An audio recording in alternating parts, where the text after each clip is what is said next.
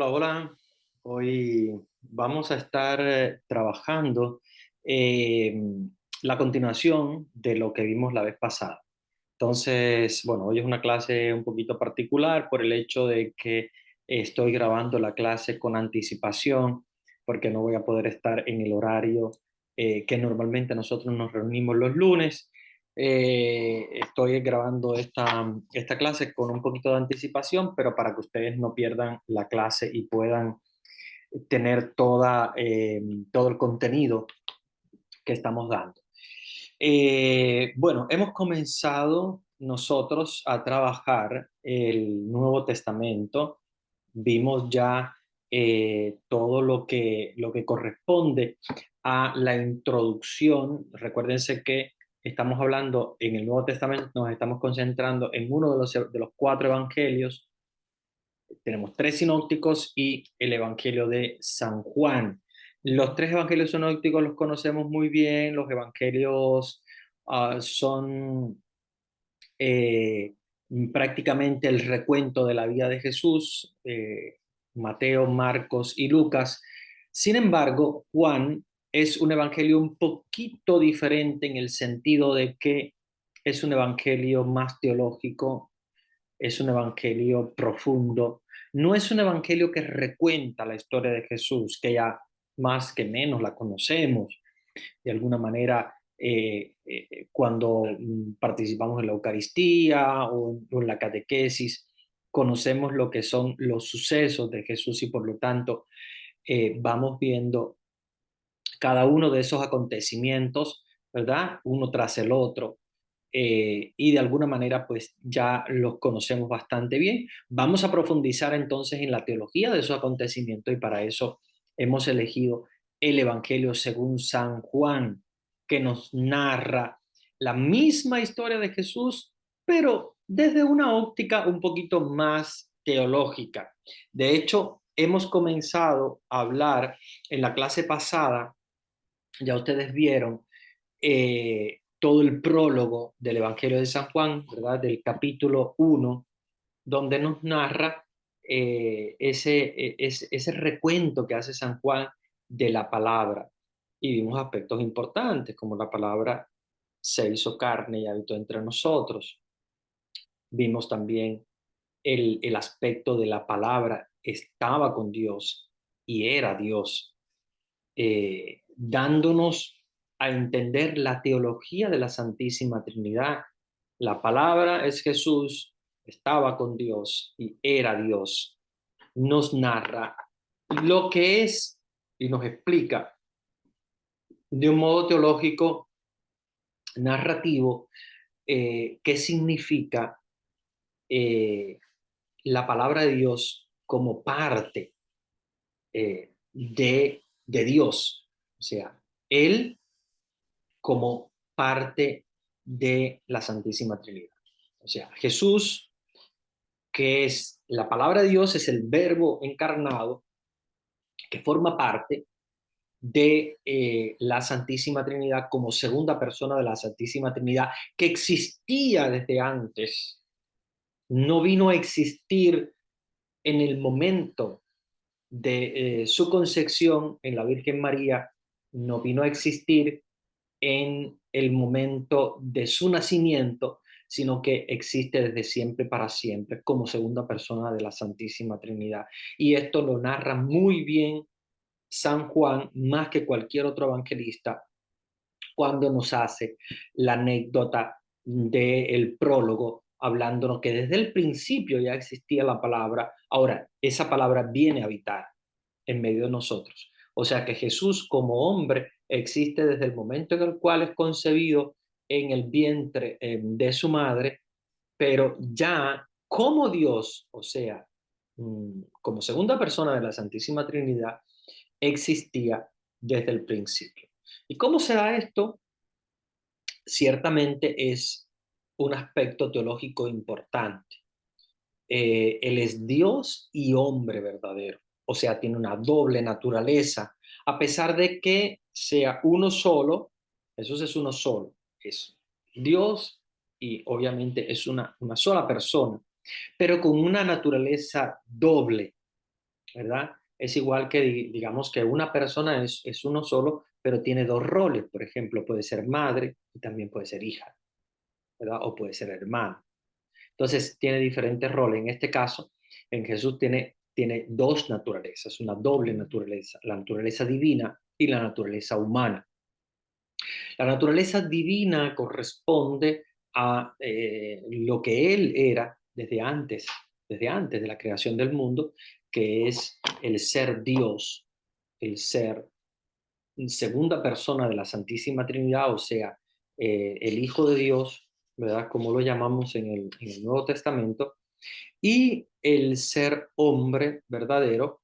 En Jesús encontramos la naturaleza humana que recibe la carne de la acción del Espíritu Santo en el vientre de María, como ustedes bien saben, y por eso entonces tenemos en Jesús una doble naturaleza, pero una sola persona, una sola esencia, una sola realidad. ¿Ok? Jesús es una sola realidad. Jesús, Hijo de Dios, segunda persona de la Santísima Trinidad, existe desde siempre y para siempre. Jesús, hombre verdadero, existe desde el momento de la concepción a través de la acción del Espíritu Santo en el vientre de María. Es hombre y es Dios. Es un misterio, sabemos que no lo vamos a poder entender completamente. Juan nos da bastante bien el sentido exacto del ser Dios, del ser hombre, y ahí captamos muy bien qué significa, ¿verdad?, para la teología que Jesús, siendo verdadero Dios, viene a encarnarse, o sea, Él siendo Dios, viene a habitar en medio de nosotros para darnos a nosotros una, un mensaje, que es un mensaje de Dios directamente. Antes lo habíamos visto pasando por los profetas, pasando por los personajes bíblicos. Sin embargo, ahora vamos a tener a Jesús como Dios verdadero en medio de nosotros, en medio del pueblo. Y bueno, ustedes saben ya, conocen muy bien el recuento de o la narración de el nacimiento, la adoración por parte de los pastores y de los reyes magos. Eh, Tenemos también el ejemplo del pueblo que vino a acompañar el nacimiento de Jesús, que es prácticamente el pueblo sencillo y simple, los pastores. Y ahí vamos a encontrarnos la narración del nacimiento de Jesús, que es muy bien narrada por los tres evangelistas sinópticos, y por Juan vamos a encontrar nada más estos aspectos teológicos. O sea, quién era Jesús, que era la palabra de Dios, o sea, Dios verdadero, segunda persona de la Santísima Trinidad. Luego vamos a tener también el aspecto de que viene a habitar en medio de un pueblo que no lo acepta, que no lo reconoce, los suyos no lo vieron, y es toda la dualidad entre luz y oscuridad. Recuérdense que esto lo hemos trabajado muy bien cuando hablamos del Antiguo Testamento, la creación. Dios crea la luz, la oscuridad no se crea porque obviamente la oscuridad no existe, es una ausencia de luz. Y en ese contraste es que nosotros también vamos a ver una nueva creación en Jesús. Génesis 1, Juan 1, es esa, digamos así, ese paralelismo interesante de Génesis, donde Dios crea la luz. ¿Por qué? Porque todo era un caos, una oscuridad, y no porque la oscuridad existiera desde antes, sino porque obviamente la oscuridad es una ausencia de luz, es un no ser. Acuérdense que cuando nosotros hablamos de la oscuridad, hablamos del no ser porque no existe, y el no ser es lo que existía antes, porque no tiene ser. Y obviamente, claro, sería cacofónico, sería un poco contradictorio decir que existía el no ser cuando el no ser obviamente no existe, pero es para que nosotros tengamos categorías filosóficas y entendamos que obviamente antes de Dios no existía nada, porque alguien podría decir, ok, existía la oscuridad. No, no existía la oscuridad porque la oscuridad no existe. En realidad la oscuridad es un no ser. Entonces lo que viene a darle la existencia a las cosas es la creación de la luz. Por lo tanto, en la oscuridad, que es ausencia de luz, por lo tanto no ser, no existe, viene a la existencia algo que realmente toma la existencia de Dios y es la luz. Cuando Dios dice, hágase la luz y se hizo la luz. Fíjense cómo hay un paralelismo interesante en Jesús. ¿Por qué? Porque ahora Jesús viene a existir como ser humano. Ya existía como Dios. Viene a existir como ser humano, pero en forma de luz. Vean cómo precisamente en el prólogo, se llama prólogo de San Juan, porque es como el inicio, el capítulo 1 de San Juan, nos dice que la luz brilla en las tinieblas. La luz brilla en las tinieblas. ¿Por qué? Porque recuérdense que Jesús es esa luz, ese ser creado desde, no creado, sino esa existencia que viene a nosotros a través de la acción poderosa del Espíritu Santo en María y la carne, ¿verdad? De Jesús toma cuerpo, existencia en la figura de Jesús hombre. Y por lo tanto, como hombre nacido en un pueblo que caminaba en las tinieblas, ve al final una luz y esa luz es el nacimiento de Jesús, es la venida de Dios, Dios que viene a nosotros y se hace hombre como nosotros para caminar con su pueblo. Vean qué interesante como en el prólogo de San Juan se nos da el paralelismo entre la tiniebla y oscuridad que se daba también al inicio de la creación del mundo. Solo que en la creación del mundo, con el pecado, viene entonces una realidad diferente. Con el pecado mmm, viene a introducirse lo que es la ausencia del bien. Por lo tanto, es ese mundo, ese pueblo que camina en las tinieblas, a pesar de que Dios había hecho todo bien y había creado la luz, Dios no crea oscuridad porque obviamente la oscuridad no existe y todo lo que ha sido creado por Dios. Igual también hablamos del bien, todo es bondad porque Dios ha creado todo bueno y el mal en realidad es una ausencia de bien que no es creación de Dios, que no es creación porque en realidad no existe, sino que es un acto humano de alejamiento de lo que es real, que es la verdad, que es el bien, ¿ok? Que es el ser, que es lo que realmente existe. En Dios se da siempre el esplendor de la luz. Lo mismo que hizo al inicio de la creación del mundo, ahora quiere recrear el mundo, o sea, crear el mundo de nuevo. ¿Por qué? Porque el mundo caminaba en tinieblas, se había alejado de Dios y ahora entonces viene Jesús, que es la luz que brilla en las tinieblas, que es la imagen de la nueva creación y es porque las cosas van a ser recreadas. No es que van a ser creadas de nuevo, no es que se va a destruir algo, se va a destruir una casa y luego se va a reconstruir o se va a destruir un puente y se va a reconstruir de nuevo. No, ya las cosas están creadas, ahora van a ser recreadas. ¿Y qué quiere decir recreadas? Prácticamente van a ser como creadas de nuevo, pero no materialmente, sino desde el punto de vista espiritual. ¿Por qué? Porque al ser tinieblas, necesitan una creación nueva. O sea, es como cuando algo no está funcionando y tú dices, vamos a hacerlo de nuevo, que esto no está funcionando, vamos a destruir todas las piezas y vamos a volver a colocarlas en su lugar para que esté bien en funcionamiento. El mundo le pasaba lo mismo. El mundo estaba caminando en tinieblas, o sea, se había alejado del bien, se había alejado de Dios, y esto es lo que hace que Dios se apiade de su pueblo y viene él mismo, segunda persona de la Santísima Trinidad, que es el verbo de Dios, que es Dios. O sea, Dios viene a visitar a su pueblo. No es Dios que manda a alguien, como algunas religiones piensan que Dios mandó a su hijo, como que Dios se lavó las manos y dijo, yo te mando para allá y arréglatelas tú como puedas. No, Dios no manda a alguien diferente. Dios viene Él mismo.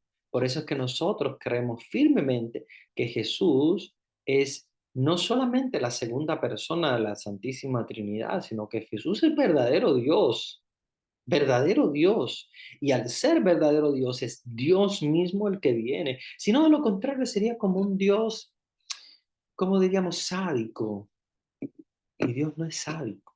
Si nosotros pensáramos que Jesús no es Dios, entonces estamos concibiendo a Dios como un sádico que le dice a Jesús, bueno, mira, tú que eres mi hijo, vete para allá y bueno, si te crucifican, pues arréglatelas, como si estuviera mandando a alguien diferente.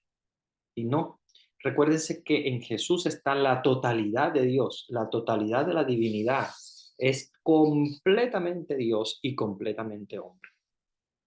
Esto nos ayuda a pensar cuánto Dios realmente ama a la humanidad, porque si Dios hubiese mandado a alguien, como realmente pasó en la antigüedad, mandando a los profetas, mandando a los patriarcas, mandando a los jueces, Dios no manda ahora a nadie. Dios va a Él mismo.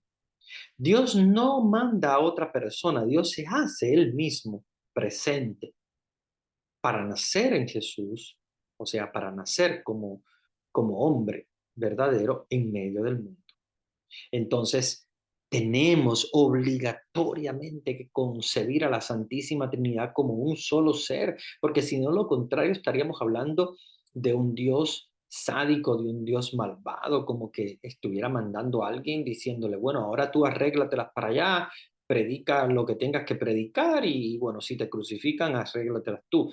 No es esa la imagen de Dios. Esa es la imagen de algunas religiones que tienen de Dios, especialmente algunos testigos de Jehová y algunas religiones cristianas que no son trinitarias, o sea, que no creen en la Santísima Trinidad. Ellos están concibiendo a un Dios que se lava las manos mandando a alguien y que él se queda completamente fuera de la escena. No, es un Dios que está presente, es un Dios que se hace hombre y es un Dios que a costa de lo que sea viene él mismo en persona. Ya no quiere mandar a nadie, porque ya se ha dado cuenta de que la misión con los profetas, con los patriarcas, con los jueces, ha sido completamente eh, infructuosa, no ha llegado realmente a producir lo que el mismo Dios tenía planificado, que era precisamente llegar con su mensaje, no tergiversado, su mensaje directo. Jesús viene a hablar directamente a los hombres y lo hace usando precisamente esa, ese anonadamiento que hace él, o sea, ese volverse pequeño, volverse un niño, volverse hombre frágil en medio del pueblo. Entonces, ahí es donde tenemos la dualidad entre la luz y la oscuridad. Vino precisamente con una misión, y es la misión clara de hacerse presente en medio de los hombres. Dios quería hacerse presente y por lo tanto estaba él mismo eh, tomando la decisión de venir, tomando la decisión de venir, tomando la decisión de hacerse presente como pueblo, eh, formar parte del pueblo de Dios él mismo, para darnos lo que él quería, un mensaje claro, un mensaje directo de parte de él. Nos habla el Evangelio de Juan, nos habla de otro Juan, Juan el Bautista, que viene a dar testimonio, y es testimonio de la luz. Vean siempre, lo que se refiere Juan siempre es a la luz, la luz, la luz, la luz, porque es el paralelismo entre la luz y la oscuridad.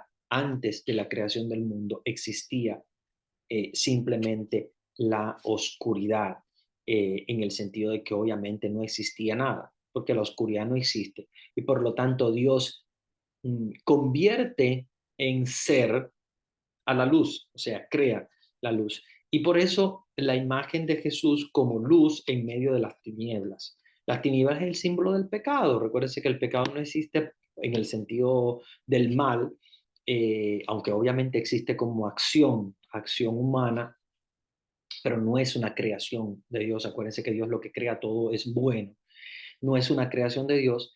Y en esa acción humana que se convierte en pecado, por ausencia del bien, como ya hablamos en la creación del mundo, es precisamente lo que viene Jesús a implantar en medio de un mundo que camina en tinieblas, o sea, que va completamente por la oscuridad del pecado y viene a hacerse presente como luz. Él, Jesús es la luz.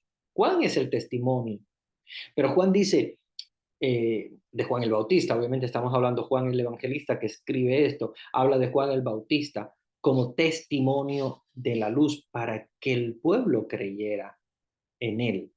O sea, Juan el Bautista es el testimonio de una luz que va a venir, que es Jesús. Jesús es la luz verdadera. El testimonio de Juan es muy claro. La palabra era la luz verdadera que ilumina a todo hombre que viene a este mundo. En el mundo estaba y el mundo fue hecho por ella y el mundo no la conoció. O sea, Jesús era la luz. Todo el mundo fue creado por Jesús. Acuérdense que la creación se hace por amor a Jesús. Y eh, Él estaba en medio del mundo, porque es Dios como luz que ilumina todo a todo hombre. Pero dice, el mundo no la conoció. Vino a su casa y los suyos no la recibieron, en el sentido que vino entre los judíos. Viene a su casa quiere decir que viene a su raza, a su pueblo, y no la recibieron. Vean cómo fue el nacimiento de Jesús. Solamente los pastores, eh, los magos que vinieron a visitarlo.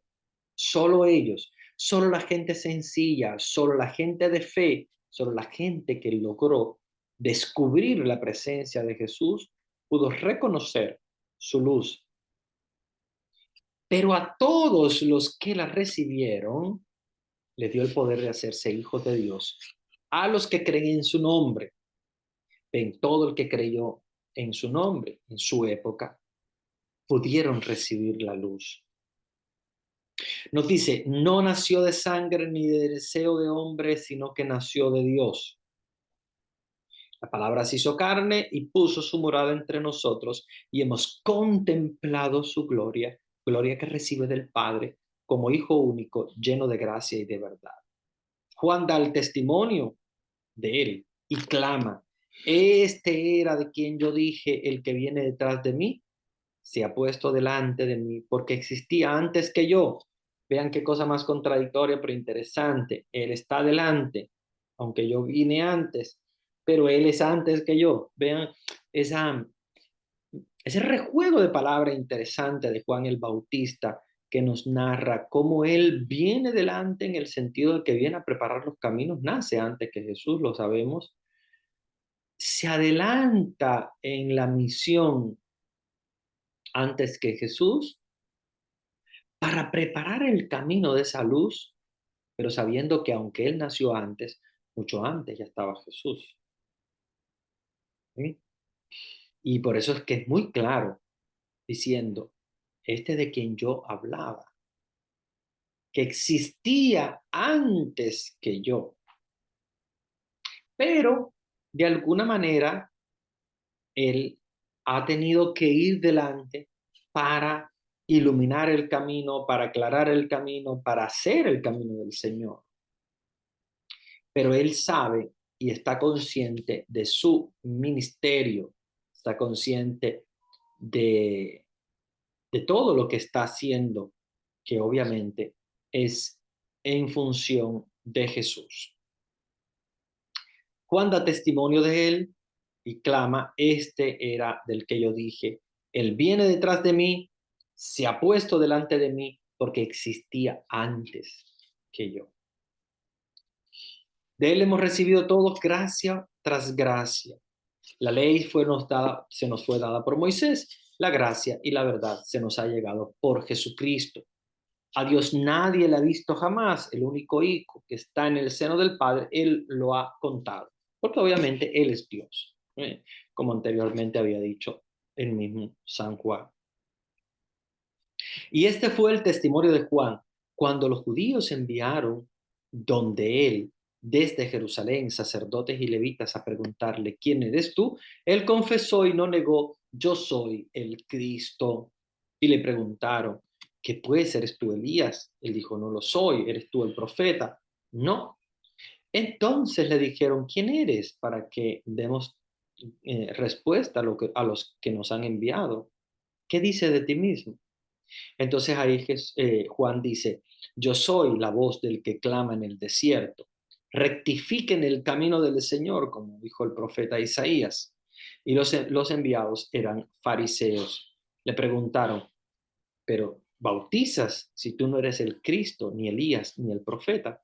Y Juan le respondió, yo bautizo con agua, pero el que viene detrás de mí, del cual yo no soy digno ni de desatarle la correa de sus sandalias, él les bautizará en espíritu y fuego. Vean cómo precisamente esta, esta anécdota de Juan el Bautista, que nos ayuda a reflexionar sobre todo sobre esa imagen de eh, el que aclama en el desierto y va preparando los caminos del Señor, va haciendo que a su paso pueda Jesús ser conocido y amado. Esa es la idea de Juan el Bautista. Acuérdense que Juan el Bautista, él no se proclama a sí mismo. Él no está diciendo yo soy. Él no está ni siquiera presentándose quién es. Él simplemente dice yo soy la voz que clama en el desierto.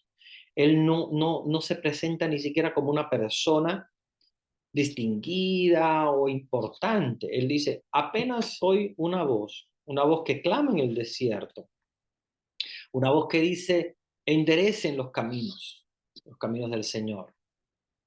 Y es precisamente esa voz que va preparando el camino para esa luz que viene detrás, que es Jesús. A mí me gusta siempre hacer la comparación de Juan el Bautista con el puente. Juan el Bautista es como el puente que enlaza a Dios, o sea, Jesús, que viene detrás de él con su pueblo. Es como un puente. Un puente que tiene mucha importancia porque enlaza dos realidades, enlaza a Dios con su pueblo. Pero un puente no tiene esa distinción de importancia, porque un puente muchas veces es pisoteado, porque un puente muchas veces es usado. Ahí es donde viene la humildad de Juan el Bautista. Fíjese qué humildad tan grande de él considerarse un puente que enlaza a Dios con los hombres, rebajándose su propia importancia. Yo no soy digno ni de desatar la correa de las sandalias a Jesús. Él se coloca en una posición humilde, en una posición de prácticamente de quien es usado por Dios para hacer conocer su palabra. Entonces Él es un instrumento y como instrumento humilde en las manos del Señor, Él se manifiesta. Entonces tenemos esa imagen clara de Juan el Bautista en el prólogo de San Juan. Luego vamos a ver el llamado de los discípulos, el encuentro de los discípulos en Galilea, donde Jesús ya precisamente en el capítulo 42 le da a Pedro una importancia muy grande. Fíjense que en el versículo 40, donde nos dice, Andrés, el hermano de Simón Pedro, era uno de los dos que habían oído a Juan y habían seguido a Jesús. En otras palabras, nos está hablando que muy probablemente eran discípulos de Juan, porque los discípulos de Juan luego siguen a Jesús, sobre todo en el momento en el cual es decapitado, o sea, llevado a la cárcel y decapitado. sus discípulos comienzan a seguir a Jesús y se convierten incluso en discípulos de Jesús. ¿Qué es lo que dice eh, Andrés cuando se encuentra con su hermano Simón, de Simón Pedro? Hemos encontrado al Mesías. Ya habían escuchado a Juan, Juan el Bautista, ¿verdad? En este caso, que había hablado de Jesús, habían encontrado a lo que es la palabra del anuncio del Mesías, pero no se habían encontrado con el Mesías. Sin embargo, acá en este momento se encuentran con el Mesías, se encuentran con Jesús, y él le dice, hemos encontrado al Mesías, o sea, al Cristo, y le lleva donde Jesús. Y Jesús ya desde el primer momento mira a Pedro y le dice, tú eres Simón, el hijo de Juan, tú te llamas Cefas, que quiere decir piedra, ¿verdad? Y le cambia el nombre de Simón para llevar el nombre de piedra, porque va a ser la roca sobre la cual se va a fundamentar la iglesia. Recuérdense que el Papa es el sucesor de Pedro. O sea, cada uno de los apóstoles tiene diferentes sucesores, en el sentido de que va ordenando a diferentes obispos hasta llegar a la actualidad a una cadena larga de sucesión apostólica. En el caso de Pedro ha sido muy interesante porque ha sido el único de los apóstoles que tuvo la oportunidad de tener esa sucesión en el trono de San Pedro, o sea, como piedra, como dice precisamente Jesús, le dice, tú eres piedra, tú eres piedra y sobre esta piedra voy a edificar mi iglesia y los poderes del demonio no la van a poder vencer. Entonces, en esa conciencia de ser la piedra, eh, lo que hace Pedro es tomar la conciencia de, del elegido por Jesús para guiar a su pueblo, a pesar de que no tenía la presencia directa de Jesús. Y si nos encontramos con un Pedro que de alguna manera humildemente se siente incapacitado, por otra parte asume la responsabilidad de ser el sucesor de, de Jesús, ser prácticamente el nombrado por Jesús para llevar a cabo lo que es la guía de la iglesia naciente. Ya desde el capítulo 1 nos encontramos con esa realidad. Vamos a ver en el capítulo 2 del Evangelio según San Juan. Es uno de los capítulos más leídos en toda la liturgia y en toda la teología, sobre todo la teología mariana. Son las bodas de Caná de Galilea. Juan capítulo 2, vamos a buscarlo en nuestras Biblias. Juan capítulo 2, que nos habla de las bodas de Caná de Galilea. 3 días después se celebraba una boda en Caná de Galilea y estaba allí la madre de Jesús. Fue invitado también a la boda Jesús y sus discípulos. Y como faltaba el vino, porque se había acabado el vino de la boda, le dice a Jesús, su madre, no tienen vino. Vamos a captar teológicamente qué es lo importante en este pasaje bíblico. Fíjense, comienza diciendo, 3 días después se celebraba una boda en Caná de Galilea y estaba allí la madre de Jesús. O sea, estaban en Caná de Galilea. Galilea no es muy grande, es bastante pequeña, tiene diferentes mm, poblados. Uno de ellos es Nazaret, donde vivía María. Caná de Galilea es siempre también de la región de Galilea, digamos de la misma provincia, pero un pueblecito aparte. Ellos se movían muy fácilmente caminando. Recuerden la época, se caminaba mucho y se iban de lugares lejanos a otros lugares. Estos lugares, digamos que no son muy lejanos, son bastante cerca, es la misma provincia, La provincia de Galilea es una provincia romana que tiene diferentes pueblecitos, ¿verdad? Nazaret es uno de ellos, donde vivía María, y ella se ve que, bueno, conocía tal vez a los parientes de los que estaban celebrando la boda, y ella se presenta a la boda como una mujer más, tal vez. Algunos dicen, si ella se dio cuenta de que faltaba el vino, era porque estaba seguramente ayudando en la cocina. Bueno, de alguna manera ella se dio cuenta de lo que estaba pasando.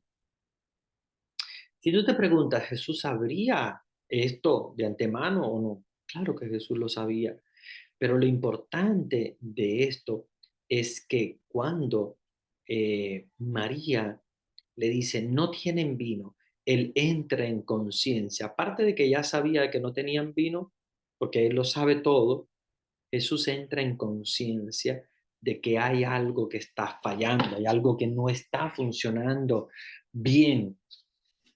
Falta el vino. Es una boda judía, donde tiene que obligatoriamente haber vino, porque imagínense, estamos hablando de una boda judía. Tiene que haber vino, pero no hay vino. La realidad es que no hay. Jesús está presente, sabe que no tienen vino, no está preparado para dar el paso de hacer un milagro. No tenía planificado hacer el milagro. No estaba llamado tampoco a hacer el milagro en ese momento, solamente estaba presente. Pero hay algo que hace la Madre de Jesús, hay algo que la Madre de Jesús eh, hace en ese momento que cambia la historia por completo. Ella va donde Jesús le dice, no tienen vino. Fíjense que ella no le está diciendo nada. Ella no le está diciendo, convierte en vino el agua. Ella no le está diciendo, mira, yo quiero que tú les ayudes, que tú traigas vino, no sé, que te vayas con tus apóstoles y traigas. De alguna manera ella ya sabía que Jesús tenía la respuesta. Acuérdense que la madre sabe todo. Acuérdense que la madre tiene intuiciones, intuye las cosas. Y la madre es capaz de darse cuenta de las cosas antes de que sucedan. Y ella se dio cuenta de que faltaba el vino. Falta el vino, no hay vino. Están en una situación de dificultad. Los pobres eh, esposos estaban en una situación difícil porque, imagínense, probablemente hayan invitado a demasiadas personas y no había suficiente vino. No tener vino en una boda judía es como se acabó. Se acabó la boda, vamos cada uno para su casa y probablemente aquí estaban apenas empezando. María hace algo que yo creo que nadie se ha atrevido a hacer en la historia de la humanidad, y es interrogar a Dios, es poner a Dios en una situación de decisión. Y ahí donde viene el poder intercesor de María. María se acerca a Jesús, se da cuenta de que no tienen vino. Ella misma le dice a Jesús, no tienen vino. O sea, para que él tenga en cuenta eso. Jesús fácilmente escabulle un poco la situación, como que bordea la situación y dice, ¿qué tengo yo contigo, mujer? Fíjense qué interesante la respuesta de Jesús, que es como quien dice, o sea, ¿qué tengo que ver yo contigo con lo que me está diciendo ahora? Él se quiere como alejar de una presión puramente familiar, como diciendo, bueno, tú eres mi madre y ahora porque tú eres mi madre me vas a venir a pedir esto. Jesús quiere prácticamente alejarse de una posición de familiaridad con María. Le dice que no ha llegado su hora, porque realmente no había llegado su hora. Pero hay algo que María hace que rompe con todos los esquemas. María le dice a los sirvientes, hagan lo que él les diga. Ni siquiera le insistió a Jesús, que ella podía haberle insistido, mira, yo, no, yo sé que no es tu hora, pero tal vez si lo quieres hacer por estos pobres, eh, esposos que no tienen esa posibilidad de comprar el vino, haz lo que tú puedas hacer. Y trata de hacerlo eh, con con esa visión puesta en quienes están en una situación de dificultad. María intercede. Este es el ejemplo de intercesión. Y es un ejemplo que a mí me encanta porque aquí nos damos cuenta de que María no solamente pone en las manos de Jesús la situación, sino que a pesar de que Jesús le dice, mira, no ha llegado mi hora, cualquiera que te diga a ti, mira, no me ha llegado mi hora, no me insistas o lo que sea, pues tú dices, bueno, me callo y me voy. Ya, todo el mundo creo que hubiese hecho de esa manera. María no. María simplemente le dice, mira, no ha llegado mi hora, y María le dice, hagan lo que Él les diga. María no insiste, María no se desespera, María simplemente confía. Y en la confianza en Dios, depositada obviamente en Dios, ella cambia los planes de Dios. Y esto es muy importante que nosotros lo tengamos presente porque alguien te puede preguntar, ¿y podría existir alguna persona que cambie los planes de Dios? O sea, que cambie el pensar y el actuar de Dios. O sea, que si Dios está pensando algo A ahora, Él cambiaría a B, producto de la intercesión de alguien. Nosotros diríamos, no, Dios no puede cambiar. Dios tiene esa idea y Dios va a cumplir esa idea. No, no, les quiero decir que sí realmente hubo un momento en la historia donde precisamente hubo un cambio en la voluntad de Dios. Y ese fue en las bodas de Cana. Dios no tenía la intención de hacer un milagro. Dios sabía que para Jesús hubiese sido una situación bien compleja, porque Jesús estaba preparado precisamente no para eh, realizar el milagro en ese momento. Dios no tenía eso entre sus planes. María cambia los planes de Dios y María dice, haga lo que Él les diga. O sea, ella cambia los planes de Dios. Ella es como diciéndole a Jesús, mira, yo sé que tú no ha llegado tu hora, yo sé que no es el momento de hacerlo, pero insiste. Ella insiste y dice, haga lo que Él les diga. Él sabe, Él sabe. Fíjense que María no se coloca en la posición de quien hace el milagro, de quien quiere aprovecharse de la situación para hacer el milagro. María se coloca en la posición de la persona que se da cuenta de que Dios misericordioso puede hacer un milagro y que por la insistencia constante de la oración se logra lo que realmente uno está pidiendo a Dios. Y fíjense que María le está pidiendo algo a, a Dios, pero ella no sabe de qué manera. Ella solamente le dice, se les acabó el vino. Y le dice a los maestresalas, le dice, hagan lo que él les diga. Ella no está diciendo, conviertan el agua en vino. Ella no está diciendo, hace un milagro, mira, atiende a estas personas. No, María simplemente está cambiando la visión de Dios. Cambia completamente el sistema de pensar en Dios. Que si Dios no estaba preparado para ese momento, tuvo que prepararse. ¿Por qué? Por la intercesión de María. Por eso es que tenemos que darnos cuenta qué grande es María en la historia de la iglesia. Cambia ella misma la voluntad de Dios.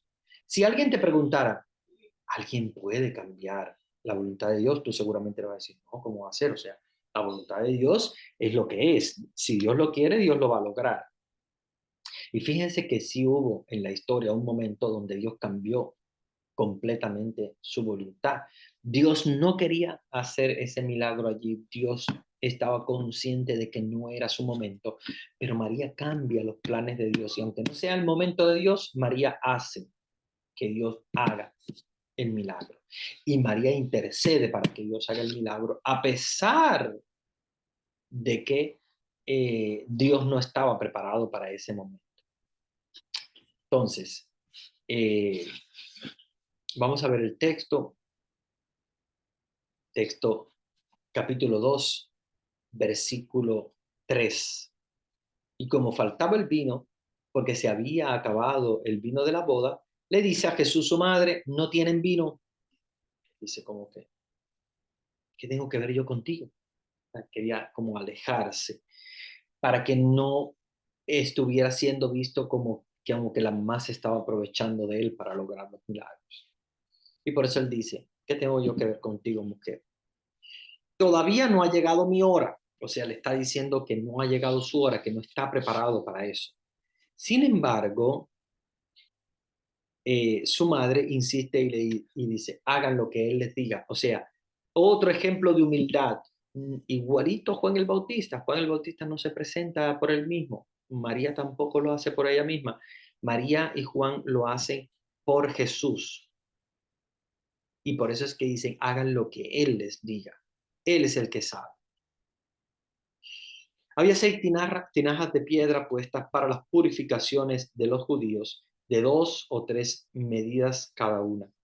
Les dice Jesús, llenen las tinajas de agua y la llenaron hasta arriba. Sacadlo, ahora le dice, y llévenlo al mayordomo. Cuando el mayordomo probó el agua convertida en vino, como ignoraba de dónde era, los sirvientes sí lo sabían, porque obviamente ellos habían llenado eh, las tinajas.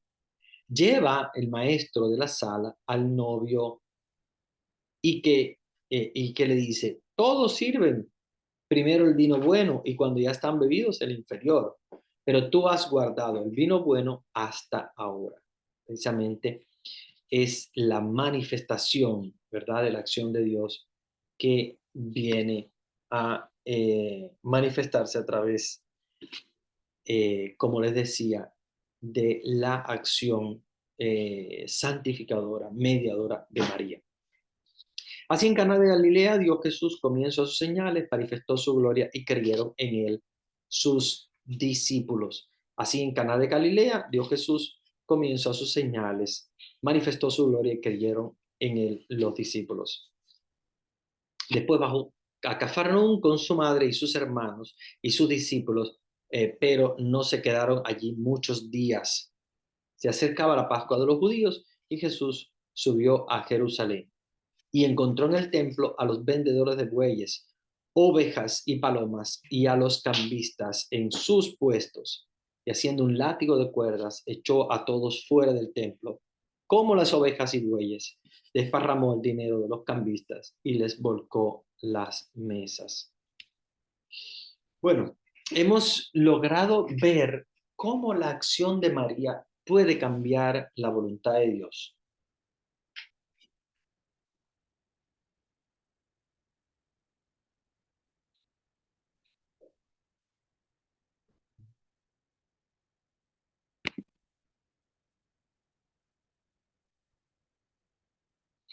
Y en este caso, yo creo que ya el tiempo se me está agotando, por eso voy a tener que detener la grabación. Por eso me estuve pensando que ya casi, casi es la hora de que se me cumple la grabación. Pero bueno, quiero no irme ya sin antes decirle que es muy importante que entendamos este texto bíblico como María, que es la intercesora que logra cambiar la historia, que logra cambiar la, eh, la voluntad de Dios y la historia como tal. Dios tiene un plan, Dios tiene un plan que es perfecto, pero María es la intercesora tan fuerte que logra cambiar incluso la voluntad de Dios. Dios no tenía pensado en ese momento hacer un milagro. Dios no tenía pensado en ese momento manifestarse porque no había llegado su hora, no estaba planificado. Es como cuando tú planificas algo, Dios, no sé, planificas una comida y tú dices, no, pero yo no tenía pensado hacer pescado, tenía pensado hacer pollo. Y María que le cambia entonces a Dios su plan y lo hace con un gesto tan humilde Ella no dice, mira, yo te lo encomiendo, tienes que hacerlo. No es un mandato. María es humilde. María simplemente se pone en las manos de Dios y le dice, mira, hijo, aquí falta el vino. Madre, pero no ha llegado mi hora, no es el momento. Ella no discute con Jesús. Ella no va en contra de lo que Jesús está diciendo. Ella siempre le dice, Él es el que sabe. Vayan y hagan lo que Él les diga. Es un acto tan humilde, que ella no está obligando a Jesús a hacerlo. Ella no está mandando a Jesús a pesar de que es madre. Y ustedes saben que las mamás siempre quieren mandar. No, ella no lo está haciendo. Ella humildemente, en silencio, le dice, hagan lo que Él les diga. Él es el que sabe. Si ella está colocando a Jesús por encima de todo, está diciendo, Él es el que sabe. Él es el que sabe bien lo que hay que hacer. Y obviamente lo que se necesita hacer es un milagro. Un milagro y se logra precisamente a través de la intercesión de María. Ese milagro lo hace Jesús, porque Jesús, a pesar de que no era su hora, él sabe lo que había que hacer. A pesar de que no estaba preparado para ese momento, él tiene el poder para hacerlo. Y María da entonces su parte, que es la intercesión.